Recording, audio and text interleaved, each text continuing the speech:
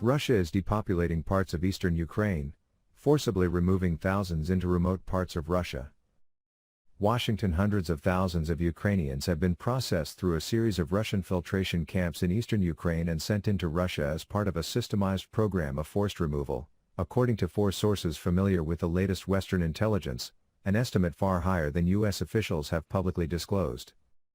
After being detained in camps operated by Russian intelligence officials, many Ukrainians are then forcibly relocated to economically depressed areas in Russia, in some cases thousands of miles from their homes, and often left with no means of returning, sources said.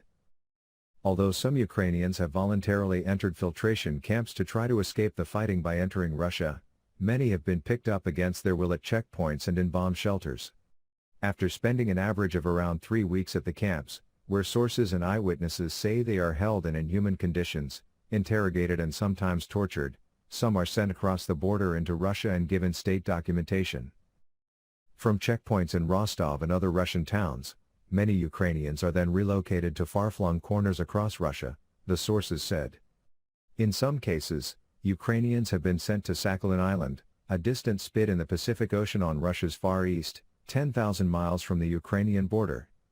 If they are fortunate, sources tell, Russia will provide housing in residential areas and perhaps a Russian SIM card and a small amount of money.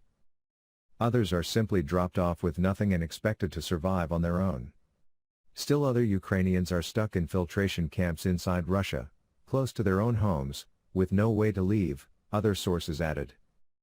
Taken together, Western intelligence reporting described by sources offers new details that go beyond scattered eyewitness accounts from the region and paints a disturbing picture of a comprehensive resettlement process. Claims of cultural genocide. It's all part of Russia's effort to cement political control over occupied areas, sources say, in part by eliminating Ukrainians believed to be sympathetic to Kyiv and in part by diminishing the Ukrainian national identity through depopulation and what some human rights activists term cultural genocide.